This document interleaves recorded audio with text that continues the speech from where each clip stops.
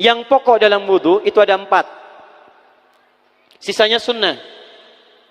Awas, kalau yang 4 ini tidak sempurna maka batal wudunya. 1. Faghsilu wujuhakum, basuh wajahnya. 2. Wa aydiyakum ilal marafiq, ini yang sering keliru.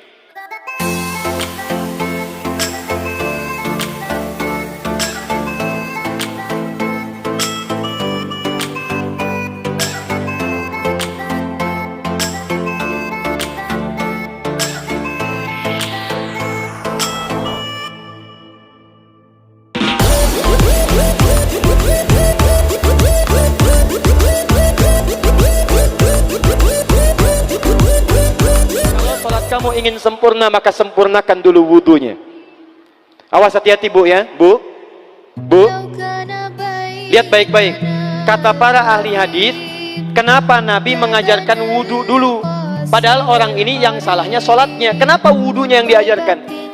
Kata para ahli hadis, ini menunjukkan ada kaitan antara wudu dengan sholat. Kalau orang benar wudunya, pasti benar sholatnya. Kalau orang wudunya salah, akan berdampak pada tidak sempurna sholatnya. Silahkan ibu cek, anak ibu wudunya seperti flash, cepat, kilat. Secepat kilat, itu pasti menunjukkan sholatnya bermasalah. Nah sekarang bagaimana Nabi menunjukkan wudu yang benar? Yuk kita lihat pelan-pelan. Buka Quran surah kelima ayat ke-6, paling kiri sebelah atas. Ayo lihat sini, lihat. Kata Nabi, kalau sholatnya ingin sempurna dimulai dari wudu. Ya ayyuhalladzina amanu, kalimat wudu dibuka dengan kalimat iman. Idza qumtum ilas shalah, kalau kamu ingin sempurna dalam menunaikan salat, faghsilu wujuhakum, maka mulai dengan menyempurnakan wudu. Lihat baik-baik, saya tidak bermaksud mengajarkan, hanya mengulang kembali apa yang kita pelajari. Yang pokok dalam wudu itu ada 4. Sisanya sunnah.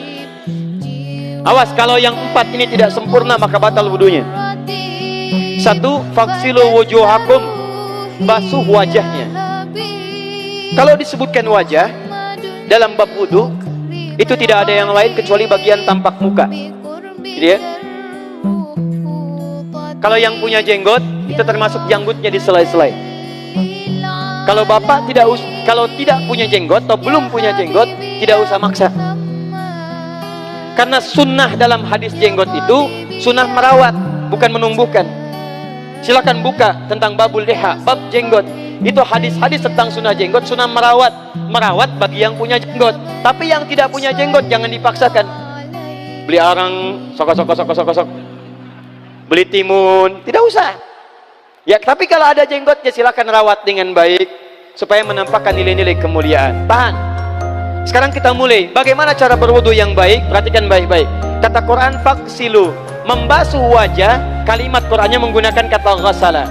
Ghasala itu ambil airnya, tumpahkan di tempat yang dibasuh. Ambil airnya, tumpahkan di tempat yang dibasuh. Mohon izin, tahan sebentar. Sini mas. Cik, sebentar ya. Sifat wudu cuma ada 3. 1, pakai keran. 2, pakai gayung. 3, air yang mengalir. Ya, seperti di sungai ada air mengalir itu nggak ada masalah. Tapi kalau menggunakan gayung atau semisalnya, Nabi itu diriwayatkan dalam hadis itu sangat menghemat air. Bahkan pernah beliau kemudian berwudu, kalau kita kemudian hitung itu hanya sejumlah pak, seaqwa gelas pak, cukup. Atau yang kedua menggunakan keran ya. Kalau sekarang kita ada keran, contoh ini kerannya. Ya. Kerannya agak tinggi sedikit. Kita sesuaikan, ambil airnya, misal contoh ghasala itu bukan ditumpahkan, ambil air, tumpahkan di tempat yang akan dibasuh gini. Yang telunjuk itu kemudian menghapus atau menghilangkan kotoran di sela-sela mata, contoh. Yang jempol menghilangkan kotoran di sela-sela telinga bagian belakang ini. Ya. Kalau misalnya saya mulai ambil airnya, kemudian saya tumpahkan di sini. Yang telunjuk membersihkan di jari-jari di sini, di sela-sela mata. Yang jempol kemudian membersihkan di sela-sela di bawah telinga. Kemudian di selesai. 1. Tahan sebentar ya, ini praktek dulu sebentar. 2. Wa aydiyakum ilal marafiq, ini yang sering keliru. Dan tangan sampai siku. Ingat, tangan bahasa Arabnya yad, yadun. Tapi dalam ibadah itu selalu diberikan batas. Misal, ini kafun, ini asabi', ini sampai sini ruslun. Sampai sini, Bapak Ibu sekalian, ini namanya mirfaq, namanya marafiq. Sampai sini katif. Dari sini ke sini itu yad, tangan. Dalam bab sholat, bab wudu, bab ibadah, tidak pernah Al-Quran dan hadis menyebutkan tangan kecuali diberikan batasnya. Contoh, kita saat akan takbir, Allahu Akbar. Lihat An-Nasai nomor hadis 886. Kata Nabi, fawadu'a kaffahul yumna. Maka orang sholat itu meletakkan telapak tangan yang kanannya alal yusra, di punggung yang kirinya. Jadi begitu takbir Allahu Akbar, yang kanan meletakkan di punggung kiri. Apa batas meletakkannya? Cuman sampai 3. 1, yang telapak ke punggung begini, jadi boleh begini. Yang kedua, pergelangan ketemu pergelangan begini, rusgun ala rusgin. Jadi begitu takbir Allahu Akbar, ini boleh. Tapi nggak usah diukur Pak ya, jangan telat. Allah, pas cepat. Boleh nanti lebih sedikit ke sini. Yang tidak boleh, awas, ini dilarang dalam hadis. Yang tidak boleh kata Nabi, jangan engkau bersedekap seperti orang sombong.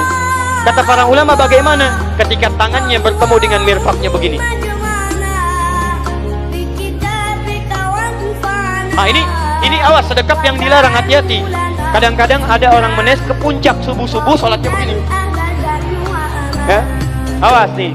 Cuman 3 kalau tidak begini, begini, atau begini. Dan saat mengangkat itu cepat Pak. Hadisnya cepat. Fawadu'a. Fa itu di ilmu nahu harfu atfin rabitin baina syai'aini bila hudud. Huruf yang menyambungkan dua peristiwa tanpa jeda, cepat. Jadi antara mengangkat dengan meletakkan langsung angkat Allahu Akbar. Tidak ada gerakan lain. Maaf, saya tidak bermaksud menyalahkan. Saya alhamdulillah ada koleksi 1235 kitab hadis. Saya mencari gerakan dari ngangkat ke meletakkan begini, tidak menemukan gerakan lain. Karena itu jangankan hadis-hadis yang sahih, di kitab hadis palsu pun pemalsu hadis tidak tertarik memasukkan hadis ini. Saking jelas, jadi saat mengangkat langsung begini. Kenapa saya penting terangkan? Karena ada sebagian saudara-saudara kita merasa tidak enak, Ustaz, kalau saya takbir masa kiri duluan, sedangkan kiri kurang bagus, yang bagus kanan.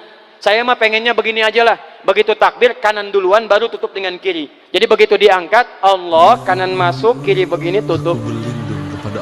Kadang-kadang kaki naik dikit. Nah itu maaf, saya tidak bermaksud menyalahkan, tapi saya belum menemukan hadisnya. Dan pemalsu hadis pun tidak tertarik memalsukan hadis ini karena saking jelasnya angkat tutup. Jelas ya? Nah sekarang lihat sini. Dalam bab wudu, bahasa Qur'annya mengatakan wa aydiyakum ilal marafiq, dari tangan sampai siku. Ila dalam ilmu nahu harful ghayah, huruf yang menunjuk pada tujuan, batas dari ke. Ana minal an sa'adhab min Menes ila Bekasi. Saya setelah ini akan pergi dari Menes ke Bekasi. Jadi saya berangkat dari mana? Menes. Tujuannya kemana? Bekasi. Tujuan dalam bahasa Arab menggunakan ila, harfu ghayah. Dari Menes ke Bekasi. Men Menes ila Bekasi. Dalam wudu, lihat, aidiakum ilal marafiq, ila sampai siku, bukan dari siku ke tangan. Jadi saat kita mengambil air wudu, ambil airnya, tumpahkan dari sini ilal marafiq sampai ke siku, ke sini. Balikan lagi ke depan.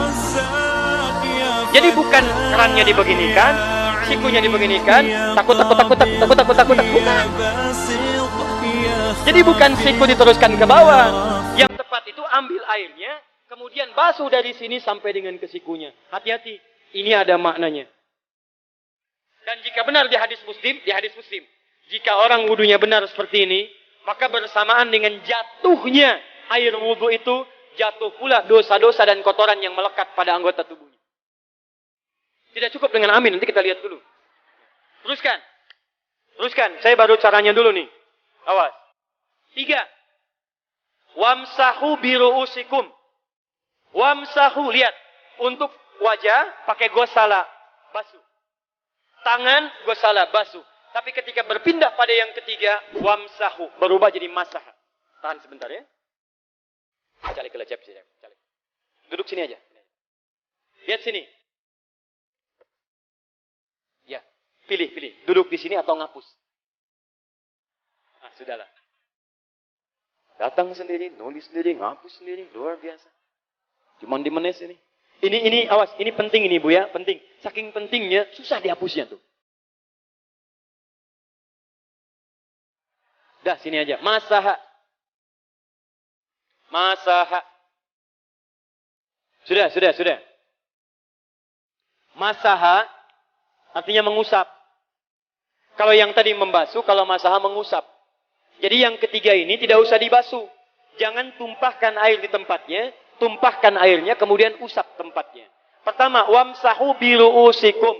Masya Allah. Kata Allah, bagian ketiga, usap kepalanya. Awas, hati-hati. Tangan selesai pindah. Pindah kemana? Bukan ke rambut, tapi kepala. Kepala. Jadi dalam bab wudu yang diusap bukan rambutnya, kepalanya. Itulah keadilan Allah. Kalau yang diusap kepalanya, semua manusia yang hidup pasti punya kepala.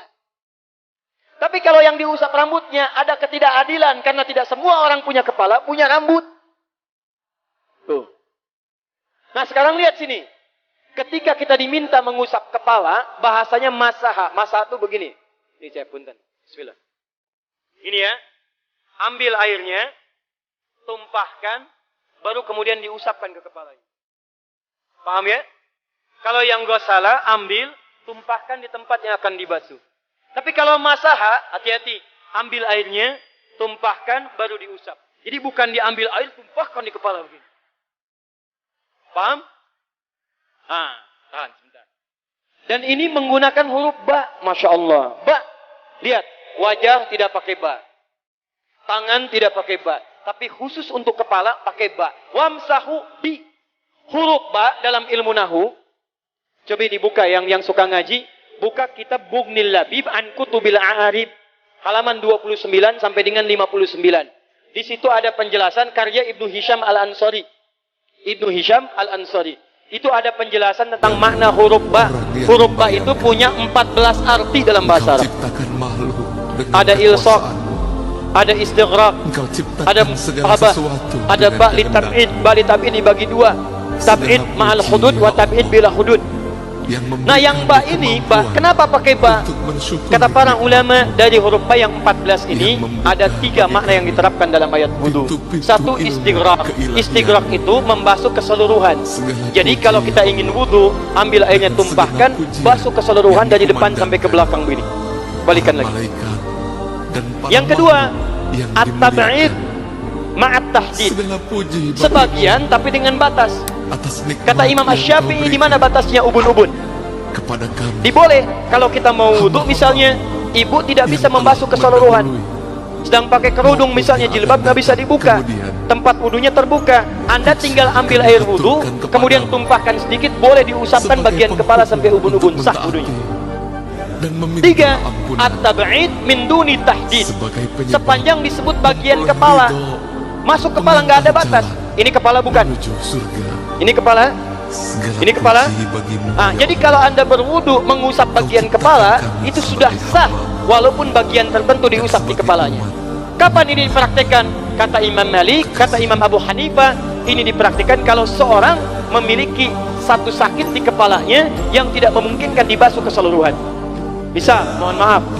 Ya, ada orang misalnya, mohon maaf ya, tiba-tiba sedang jalan di kebun, terus jatuh duren. Anak duren ya, jangan duren yang besar. Tiba-tiba nimpa misalnya. Duren teh bahasa rengatnya kadu, Bu, ya. Kadupak, kaduhung, ya, dan seterusnya. Kadu. Nah, nimpa kepalanya, bocor misalnya. Kemudian dalam bocor itu diperban. Kata dokter tidak boleh kena air. Saat bagian kepala yang tidak boleh kena air itu bukan berarti wudunya kemudian bisa batal atau boleh tayamum karena tidak bisa mengusap kepala. Kata para ulama, boleh dia mengusap bagian kepala yang lain yang tidak terluka. Itulah kenapa Allah memberikan huruf ba di sini untuk kemudahan bagi kita dalam menunaikan wudu. Tapi pastinya yang dibasuh kepalanya bukan rambutnya. Jadi kalau ada laki-laki sudah dandan, sisiran, rapi, tiba-tiba keran dibuka, yang diusap cuma rambutnya, ulak. Nah, itu batal wudunya. Tidak sah. Harus diulang. Terakhir kaki. Kaki dibasuh sampai dengan bagian mata kakinya, dan ini tidak perlu saya terangkan karena mudah bagi kita untuk mempraktekannya. Tapi yang ingin saya jelaskan satu ini saja. Perhatikan baik-baik. Yang 4 ini wajib wudu. Tambahannya sunnah. Niat dimasukkan dalam wajibnya. Lihat sini. Kumur-kumur sunnah. Telinga sunnah. Istinsyak sunnah. Yang 4 ini wajib. Tapi terlepas dari wajib dan sunnahnya, perhatikan baik-baik. Kenapa ini disebut dengan wudu? Dan hebatnya Al-Quran mengistilahkannya dengan toharah. Toharah. Apa itu toharah? Apa itu suci? Toharah. Apa itu toharah? Suci. Apa itu suci? Toharah. Ada toharah, ada nadhafah, itu beda. Kalau nadhafah, bersih luarnya, tapi belum tentu bersih dalamnya. Bisa jadi luarnya bersih tapi dalamnya najis. Misal, hewan yang paling najis apa? Yang haram. Misal hewan tadi itu, hewan babi misalnya, misal dibersihkan, dimandikan, disisir sampai bersih. Bersih tidak? Bersih. Tapi halal tidak? Suci tidak? Tidak. Al-khinziru nadhifun walakinnahu ghairu tahir. Babinya bisa bersih tapi tetap tidak halal, tidak suci dia, tetap haram, tetap najis. Paham? Tapi kalau bersih luarnya dan suci dalamnya, maka kalimatnya berubah dari nadhafah jadi toharah. Toharah. Orangnya disebut dengan tahir. Kalau rajin dikerjakan disebut dengan mutatahhir. Wudu dalam Quran disebut dengan toharah. Seakan-akan memberikan pesan, maaf, orang yang wudu itu bukan hanya bersih fisik luarnya saja. Jadi kalau orang wudunya bersih, bukan cuma wajahnya yang bersih. Kalau wudunya benar, bukan kotoran di tangan saja yang hilang. Tapi mohon maaf, fisik dalamnya itu ikut suci. Fungsi tangannya jadi bersih, fungsi wajahnya jadi bagus, fungsi lisannya jadi bagus. Makanya kata Nabi, kalau orang benar wudunya bersamaan dengan air wudu yang menetes, maka tumpahlah kotoran-kotoran di bagian fisik-fisik tubuhnya. Jadi kalau kita benar wudunya kumur-kumur, kukumur, masukkan, keluarkan, bersamaan dengan keluarnya air itu, maka kotoran-kotoran di lisan pun ikut keluar. Tangan dibasuh, bersamaan dengan dibasuhnya tangan, fungsi tangan yang kotor-kotor itu ikut hilang. Hadis Muslim. Makanya orang yang setelah selesai wudu dia berdoa, apa wudunya? Apa doa wudunya? Asyhadu an la ilaha wa asyhadu anna Muhammadan Allahumma minat waj'alni minal, lihat sini, minal mutatahhirin, minat tawabin. Lihat. Bapak Ibu kan baru wudu, tapi kenapa doanya selesai taubat? Allahumma ja'alni minat tawabin. Ya Allah, jadikan saya termasuk orang taubat. Kita kan baru wudu, kenapa doanya baru selesai tobat? Sedangkan tobat itu mengakui kesalahan, menyesali kesalahan, dan berjanji meninggalkan yang salah, mengganti dengan yang baik-baik. Makanya kalau orang wudunya benar itu, begitu dia kumur-kumur, dia ingat kesalahan apa yang dikerjakan oleh lisan ini. Jadi begitu kemudian ditumpahkan airnya, hilang kotorannya. Maaf, yang suka mencela wudu, selesai wudu tidak akan mencela lagi karena tobat dari celaan. Makanya kalau wudu Anda benar, coba ingat-ingat, siapa korban dari lisan Anda yang tajam itu? Apakah ibu Anda yang pernah menangis karena lisan Anda? Apakah ayah Anda yang kecewa karena kalimat-kalimat Anda? Apakah tetangga Anda yang menjauhi Anda karena kata-kata kotor Anda? Kalau tiap hari Anda wudu, tapi kemudian lisan Anda masih kotor juga, ada yang salah, Anda cuma menghabiskan air untuk menghilangkan kotoran di lisan. Itu tanda pertama. Tangan basuh. Makanya orang yang wudunya benar, tangannya tidak akan berbuat yang kotor lagi sampai ke ujung kakinya. Karena itulah ibadah ini disebut dengan wudu, seakar dengan kata dau. Kata para ulama, mereka sebagian mengatakan dau artinya cahaya, dau artinya sinar, dau artinya al-husnu, baik budi pekerti. Kalau orang benar wudunya, bertambah sinar di tangannya, sinar di wajahnya, sinar di lisannya. Apa sinar itu? Di dunia sinar-sinar amaliyah kebaikan, sifat-sifat baik, di akhirat pancaran-pancaran kemuliaan. Satud'a ummati yaumal qiyamati ghurral muhajjalin. Akan dipanggil umatku di hari kiamat dengan banyak cahaya melekat di tubuhnya. Tangannya ada cahaya, matanya ada cahaya, wajahnya bercahaya, kakinya bercahaya. Cahaya apa itu? Kata Nabi, min atharil wudu, dari bekas wudunya. Jadi kalau kita benar wudunya, itu kita jadi orang baik. Ada cahaya kebaikan dalam diri kita. Itu yang disebut dengan tawwabin.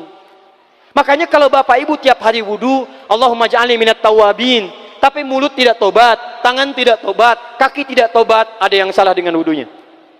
Waj'alni minal mutatahhirin. Jadikan saya orang bersih dan suci. Jadi kalau selesai wudu, pakaian bersih, wajah bersih, tangan bersih. Ini pakaian bersih, pakai jas, pakai dasi, tapi tangan tidak bersih, korupsi juga, mencuri juga, menipu juga, ada yang salah dalam wudunya. Kalau kita bisa mengerjakan wudu ini dengan baik, maka naik status kita. Disebut sebagai, langsung oleh Al-Quran, disebut hamba yang dicintai oleh Allah Subhanahu wa ta'ala. Di Quran surah kedua Al-Baqarah ayat 222. Saya tutup. Lihat ayatnya. Di ujung ayatnya. Innallaha yuhibbut tawwabina wa yuhibbul mutatahhirin. Sungguh Allah akan sangat mencintai orang-orang yang tobat dan orang-orang yang terbiasa untuk bersuci. Kita selesai wudu mengatakan, Allahumma ja'alni minat tawwabin waj'alni minal mutatahhirin. Dijawab oleh Allah, innallaha yuhibbut tawwabin wa yuhibbul mutatahhirin. Karena itulah orang yang rajin wudu adalah orang-orang yang dicintai oleh Allah Subhanahu wa ta'ala. Jadi kalau bapak ibu, maaf ya, sekarang cek. Kalau batal wudu, pengen wudu lagi. Tidak hanya saat sholat. Sekarang batal wudu, ingin wudu. Batal wudu, ingin wudu. Itu tandanya bapak ibu sedang mendapatkan cinta dari Allah Subhanahu wa ta'ala.